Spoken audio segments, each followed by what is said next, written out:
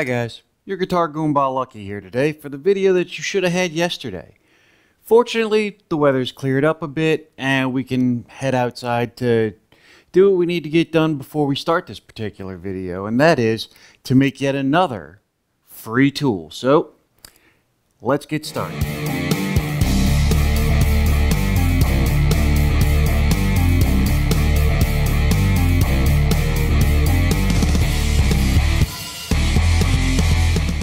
Yeah, here we are back outside. It was storming yesterday, but today it was really cloudy and ugly early in the morning, but now it's about 10:30. Sun's out, birds are chirping. Welcome to Southeast Louisiana, right? Okay, so first thing we're going to do out here is I'm going to show you some bits that I got for free that will help us take care of our setup. So first thing is going to be this. Now I know there's a lot of glare on it, but this is a piece of granite that I got for free from my local countertop shop. I don't know if it'll catch on camera, but there's a scratch across here, and in the back over here there's a bit of a delamination where there's a minor surface imperfection that made it to where it won't polish out. So this was not good enough for a customer, but it's certainly good enough for me. Now the next thing we're going to use a piece of scrap aluminum that I picked up from my local fab shop. Now I don't know what this came off of, but it's a bit of U-track aluminum, and this already has a couple of bolt holes in it. These are threaded, so the bottoms are not quite flat to the bottom of this. Now all we have to do for this is true it up. This is where the real magic comes in, and that is this. This is adhesive backed sandpaper. This is 400 grit. Now this is a 3M product, and I will have an Amazon link in the description. I got this at my local paint supply house. So you just put it on, get you a piece laid out flat, then you take the piece to be leveled and you just run it over it. Now here I'm catching my edge because I actually did not put a long enough piece on it. So I'm going to have to go all the way from edge to edge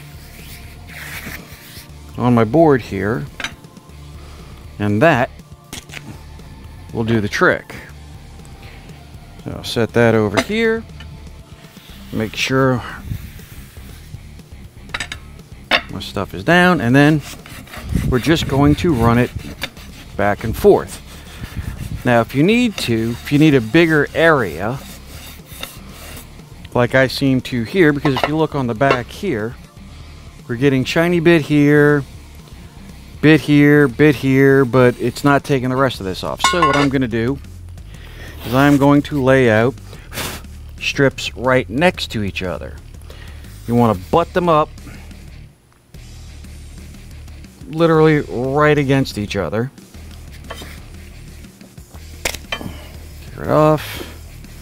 I'm going to take this piece. I'll put that at the front once I'm done lining this piece up.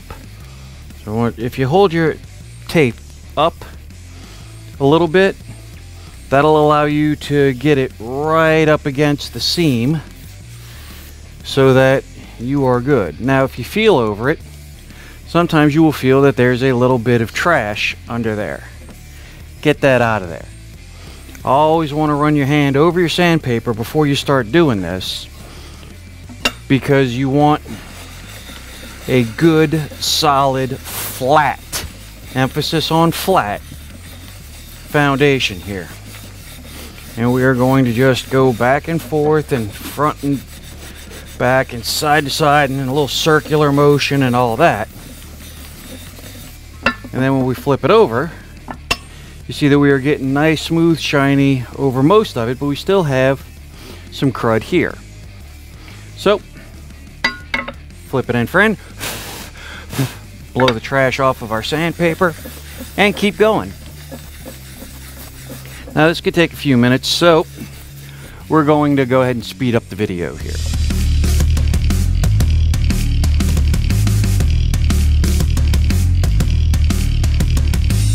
What I'm going to do here, since we're getting here, here, and here, these are obviously high spots. So what I'm going to do is I'm going to take some more aggressive sandpaper, and I'm going to sand those areas down. Now you could do this with an even lower grit sandpaper to start with, because this part does not need a super smooth finish. It just needs to be flat. Flat, not smooth, because you're going to stick that adhesive back sandpaper on it, and that is what's going to give you your true beam. Now as I'm sanding this down, I want to sand in this direction, because when I'm sanding it on here with the higher grit, I'm going to go in this direction, and that's going to allow me to see my scratches from my previous sanding, and that will allow me to get a better finish and let me know once I've actually got everything knocked down.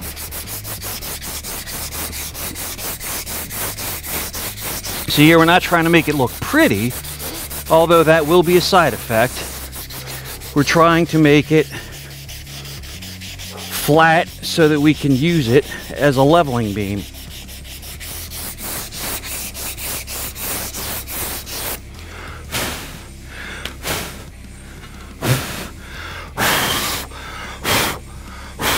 Now, there you can see that I've knocked the corrosion off of it. Now we'll go back for another round of leveling. So again, fast forward. When you look at here, you can see the difference between what we did earlier and what we're doing now.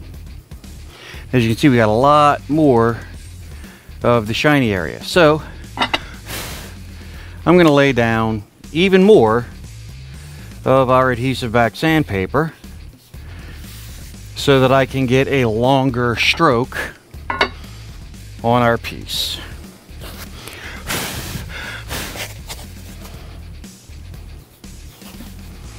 And again, I'm just gonna speed up the video here.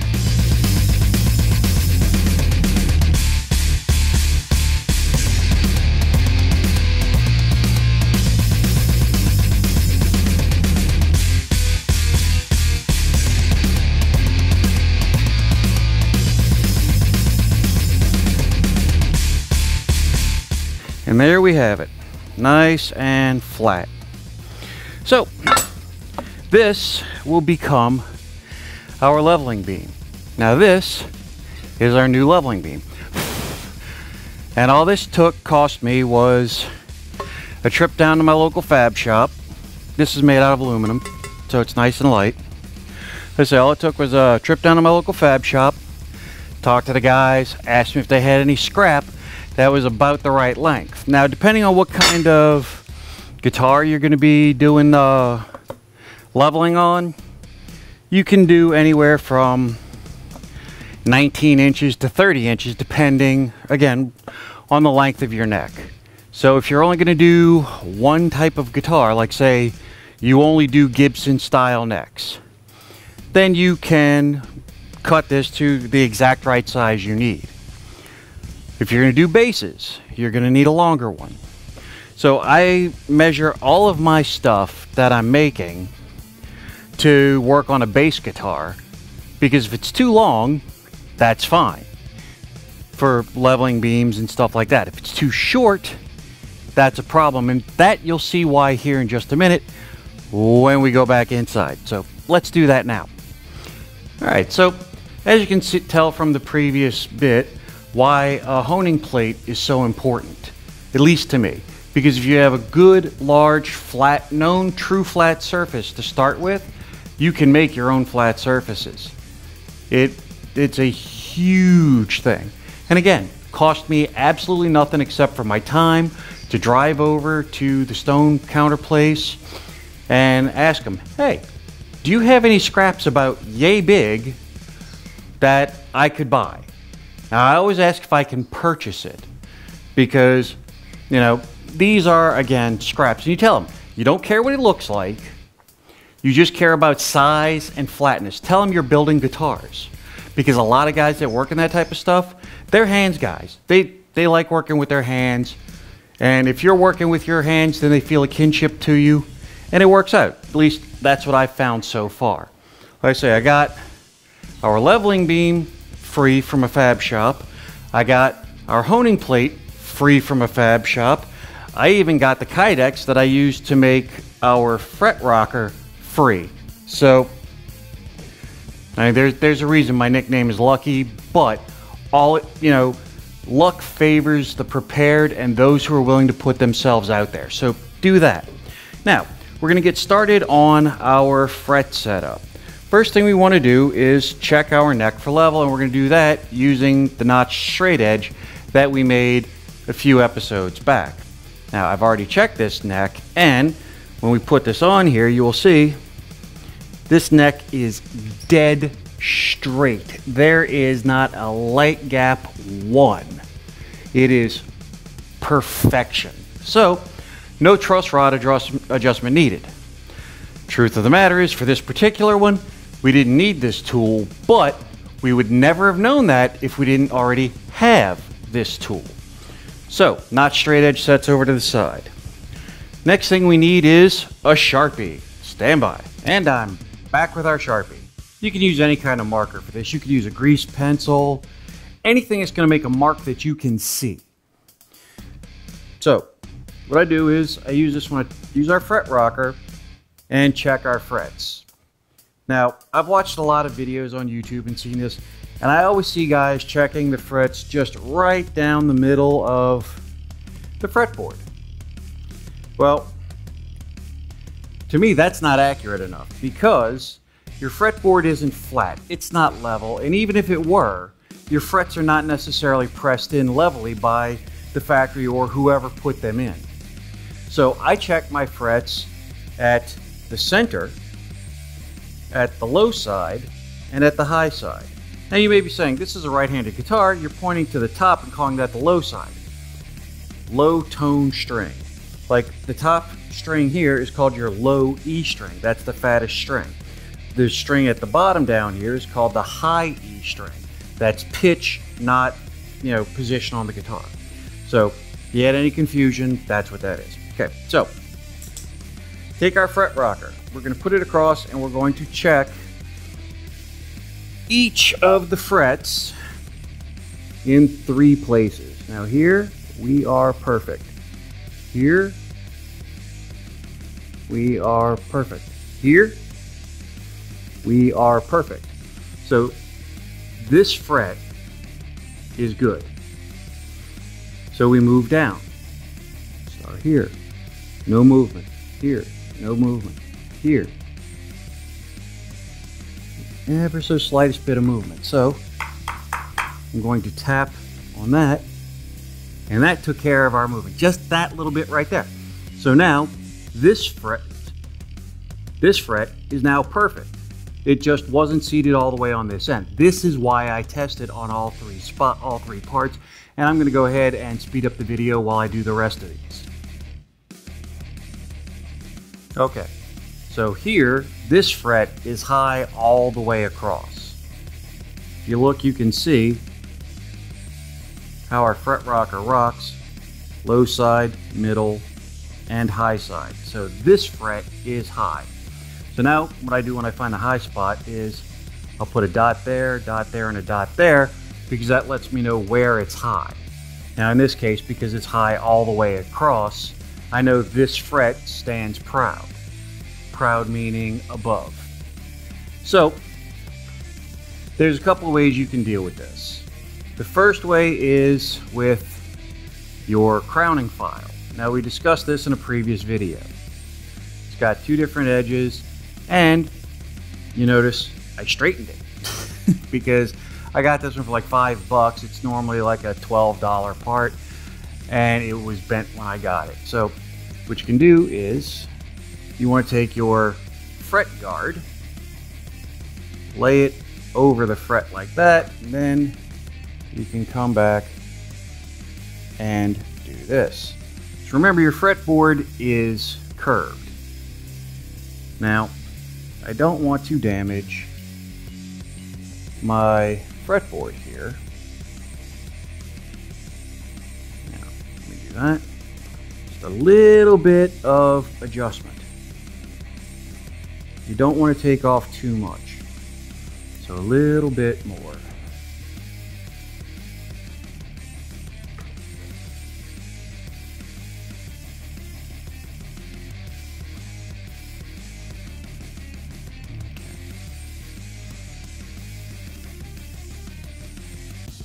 Okay, this one stands quite a bit proud. So what I'm going to do is I'm going to go grab another tool that all of you should have in your toolbox already and show you a little trick to try something out. Stand by. Okay, and the tool everybody should have is a hammer. This is a small one, and I'm going to use it to tap down our fret and see if we can't get satisfaction that way. Okay, so it's this fret. Now I'm going to use some leather to protect the fret because we don't want the fret to get distorted because the fret wire is soft. And remember, you want to go slow because it's real easy to take too much off or hammer it in too far, and then you are having to redo all of your frets instead of one. I think our fret might actually be bottomed.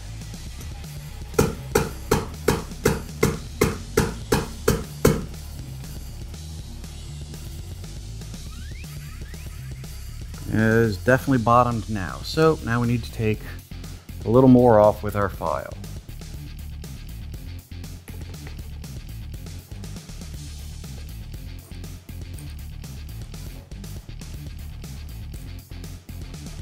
Okay. There we go.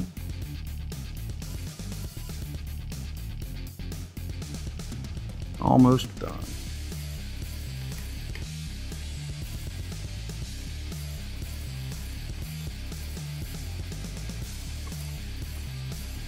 And just remember that your fretboard is curved, not flat, so you have to go in the direction of the curve. All right, you're almost flat here.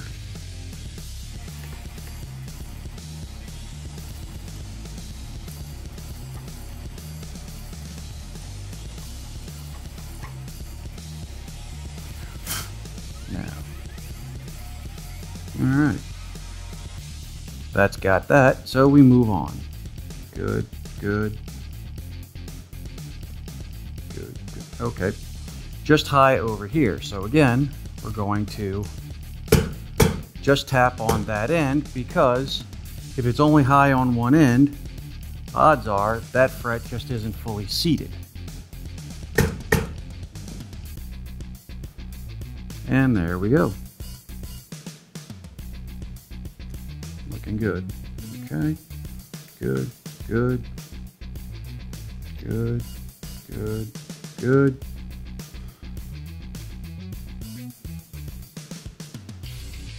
Okay. And we just move to our next smaller one. Good, good, good.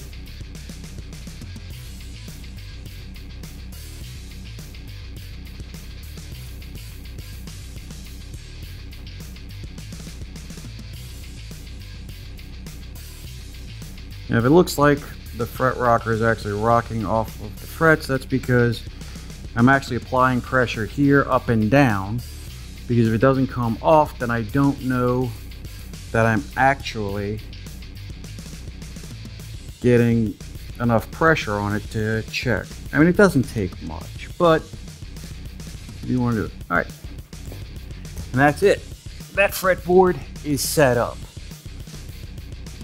Now, we need to throw some strings on it. And for strings, we have another non-sponsored deal here. These are Elixir nickel-plated steel polyweb 9 gauge or 9 to 42 super light strings. I chose these because 9 gauge is what Fender puts on them.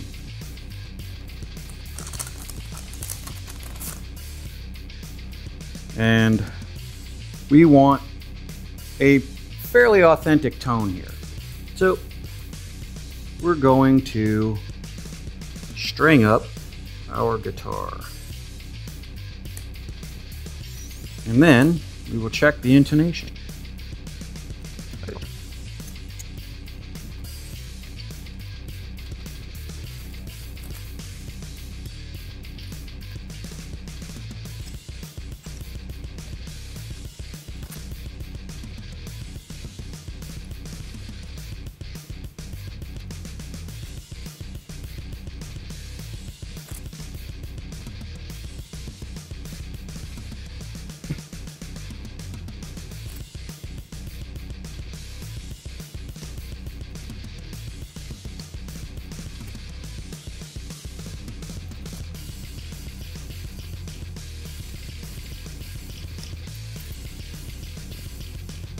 There we go, she's all strung up.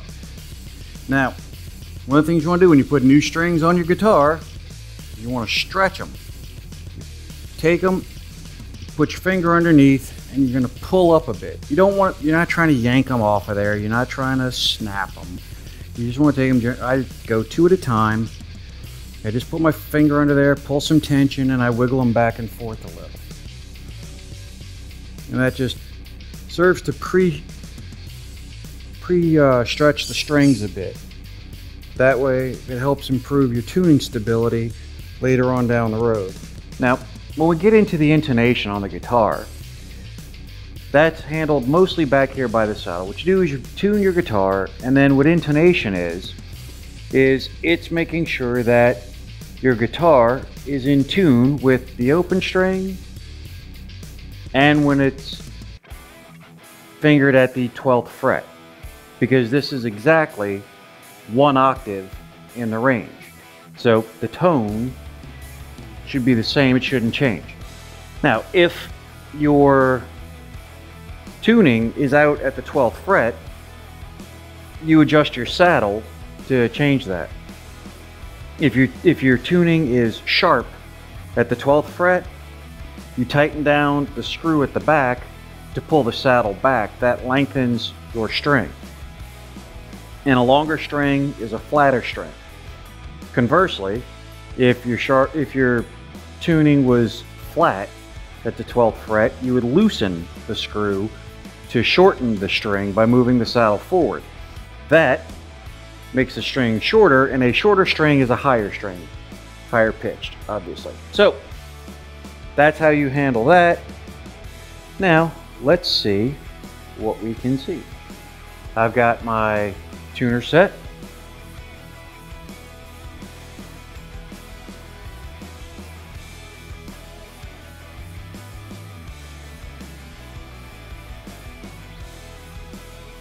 These tuners aren't great, but they're getting the job done. Alright, seems like on the G string, we're a little sharp at the 12th fret. The bottom 3 strings, or the top 3 strings, depending on how you want to look at it, are perfectly intonated. However, we're a little sharp on the G. Ever so slightly sharp.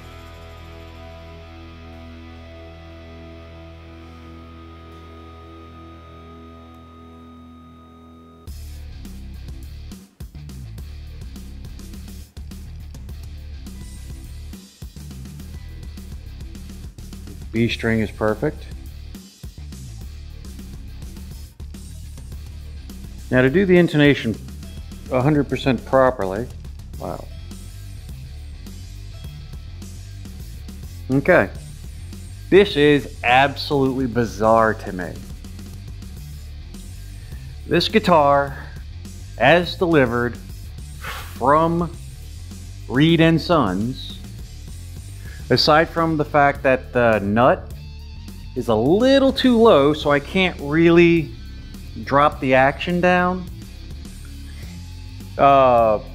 It's good. It's almost completely intonated from the factory. I did not adjust the bridge at all. The fretboard, the neck was dead straight. The frets were almost perfect. I just had to do a little bit of work to dress them up and level them.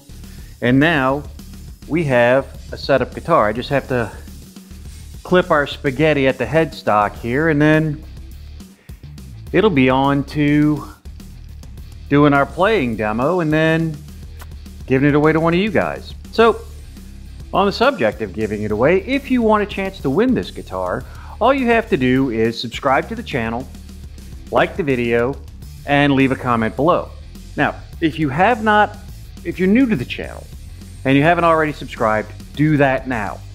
Then, after you leave a comment on this video, you can go back to all the earlier videos, leave comments on those. For every qualifying video that you leave a comment on, you get 1 entry for the guitar. That's not 1 entry per comment, that's 1 entry per video that you comment on. You must be a subscriber in order to win the guitar. You must leave a comment in order to get an entry. So, when we are done here, I'm going to get with Billy, who is the musician who's going to do our playing demo since my arm just won't let me do it. And we're going to get his honest opinion on it because, like I said before, he has not watched, as far as I know, he has not watched the videos. He's not familiar with the build. I talked to him. He's a music teacher. He works at one of the local music stores. He's down for doing a demo and letting me know what he honestly thinks about this guitar. So that will be in the next video, which will be out tomorrow. Tomorrow being Wednesday. So that is tomorrow, the day after this video comes out, Wednesday. Now,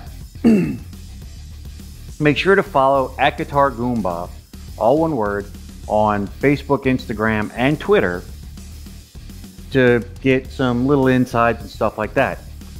At some point, fair warning, I notice a lot of people are dropping off. They'll watch the beginning of the video and then they'll watch the end of the video. They don't watch the stuff in the middle. A lot of people do that. So what I'm going to do is I'm going to start dropping little codes at random points during the videos, and whoever follows the instructions that come out for that code first will win whatever it is. I like giving stuff away. And because I can make my own stickers, make my own t-shirts, all this kind of stuff, it gives me the ability to just throw random giveaways out there, and that is coming soon, so look for it. Now, if you haven't already, click the little subscribe button right there. If you haven't seen the first video in the series, that'll be right there. The most recent video from the channel will be right down there. So until next time, this is your Guitar Goomba Lucky saying, keep rocking.